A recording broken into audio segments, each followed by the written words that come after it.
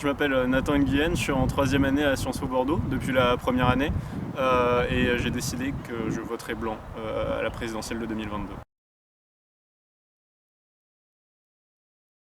Bah moi je me suis engagé dans un courant de gauche au début et j'ai milité dans ce parti mais bah, ça m'a moyennement plu. On va dire l'expérience militante, ça s'est pas très bien passé. Du coup, j'ai continué à voter à gauche dans toutes les élections auxquelles j'ai pu participer. Mais là, cette élection, je la sentais pas.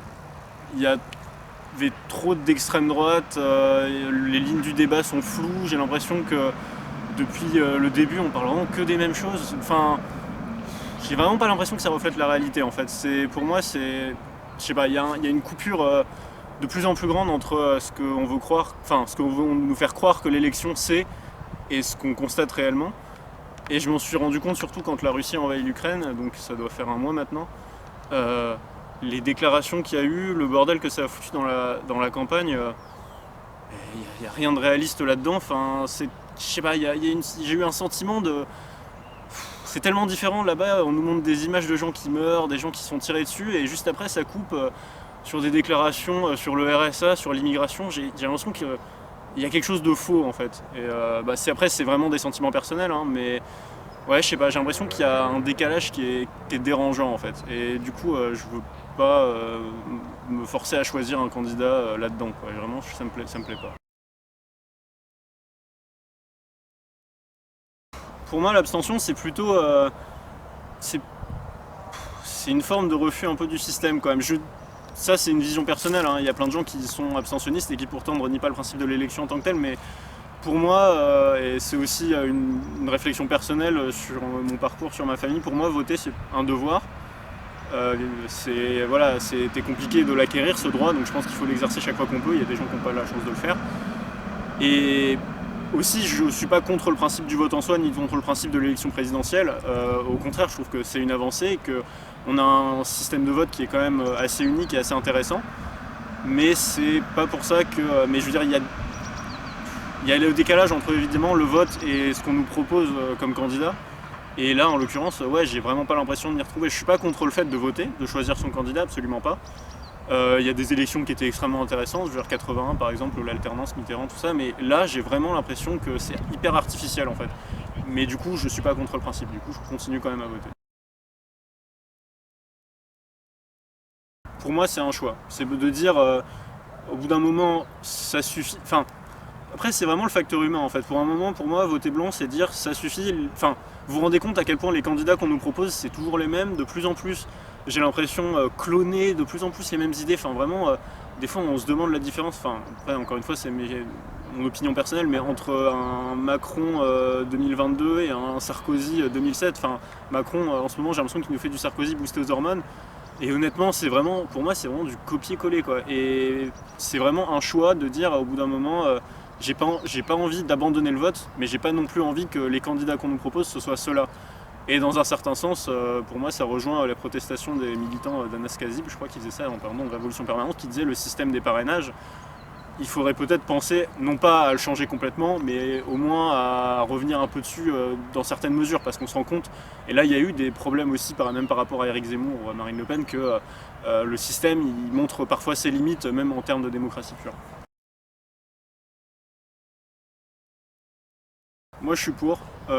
Ça fait longtemps que je pense que ouais, ça devrait être reconnu, qu'au bout d'un moment ça donne plus. Enfin, c'est une donnée à prendre en compte, c'est logique. On peut pas simplement se contenter de dire que les gens qui votent blanc n'ont pas voté. Mais bon, après, ça c'est des discours réchauffés. Enfin, tous les profs de Sciences Po vous diront que voilà, le vote blanc veut dire quelque chose, que le vote blanc, la sociologie, c'est hyper intéressant. Mais oui, pour moi, je suis pour une reconnaissance du vote blanc. En tout cas, je pense que même à défaut de voir ce que ça donnerait en termes on va dire de conséquences politiques, juste les chiffres, ça serait juste hyper édifiant de voir comment ça se passe, quoi, et de vraiment prendre ce phénomène en compte plus que l'abstention.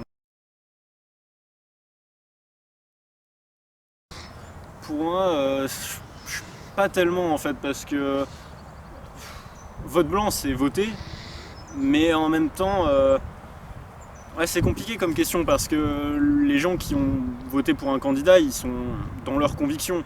Et et donc les gens qui votent blanc, il y en a plein, ça se divise, on peut pas. Enfin, moi je vote blanc par conviction, mais il y a plein de gens qui votent blanc pour plein d'autres raisons, parce qu'ils savent pas, parce que voilà. Et je pense que c'est peut-être compliqué de dire à des gens qui ont voté par conviction, votre vote peut être annulé par des gens qui justement ont voté parce qu'ils ne savaient pas ou parce qu'ils pensent qu'ils n'ont pas le niveau, etc. Même si ces gens-là sont peut-être plus poussés vers l'abstention, j'en sais rien, mais c'est...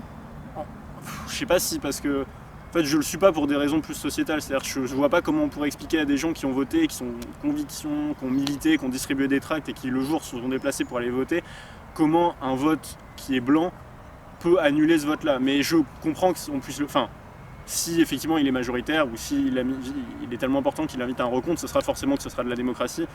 Après, voilà, c'est vraiment, pour moi, c'est une question sociétale. Je vois pas comment on pourrait... je serais pas contre, en théorie, mais c'est plus, je vois pas comment on pourrait voilà, l'expliquer, comment on pourrait le justifier. Oui, pour moi, je veux dire, j'ai pas toujours voté blanc, j'ai plein de fois où j'ai voté pour des candidats. Il y a des programmes qui sont intéressants, des gens qui évidemment n'ont pas eu les parrainages, mais qui quand même avec des idées. Et bien évidemment, je me ferme rien. Enfin, évidemment, si ça compte, enfin, si aux prochaines élections, qu'elles soient municipales, européennes, etc., bien sûr, je voterai selon mes convictions, selon ce que je vois. Mais là, le contexte est tellement particulier que ouais, j'ai décidé que j'allais voter blanc. Pour moi, l'avantage, c'est que ça reste un vote de conviction, donc c'est pas parce qu'on vote pas pour un candidat qu'on n'a pas des idées, qu'on abandonne ouais, ses convictions et ses croyances. Un des avantages, c'est peut-être que ça peut être mal vu dans le cas, par exemple, d'une alternance vraiment, où on a besoin d'une alternance. Là, par exemple, Macron, beaucoup de gens souhaitent une alternance à gauche, et ça peut être mal vu, surtout de la part de gens qui sont hyper militants, de voir que des gens qui, par exemple, comme moi, partagent des choses avec eux, ne veulent pas voter et ne veulent pas, dans un certain sens, oui, voilà, apporter du poids à la possibilité de cette alternance. Déjà un candidat qui sortirait vraiment qui serait original, mais qui proposerait vraiment des... Je sais pas, en fait c'est vraiment personnel en fait, je vois pas, parce qu'il y a plein de candidats, on pourrait me dire, qui proposent des choses originales et des vraies idées, mais quand je sentirais qu'un candidat vraiment me propose un truc où je me dis, là il y a vraiment quelque chose qu'on n'a pas vu, qui sort du débat, une vraie proposition originale, un vrai truc qui me marque profondément, personnellement, là je me dirais, ce gars-là, ou cette femme-là d'ailleurs, et d'ailleurs ce serait peut-être mieux que ce soit une femme, en termes de représentation, me marque vraiment. Et là, cette personne, je pourrais lui donner ma voix. Mais ouais, ce serait vraiment, il faudrait que ça me touche personnellement, je pense.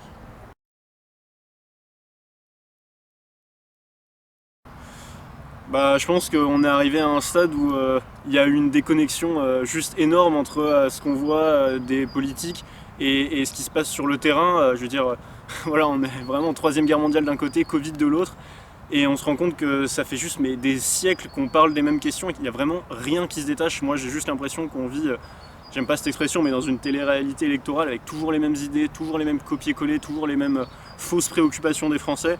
Donc voilà, moi j'ai choisi de voter blanc parce que je considère que le vote c'est important, mais je veux pas que mon vote aille grossir, aille à un candidat qui serait vraiment la copie conforme de ce que je déteste et de ce que j'ai vu avant.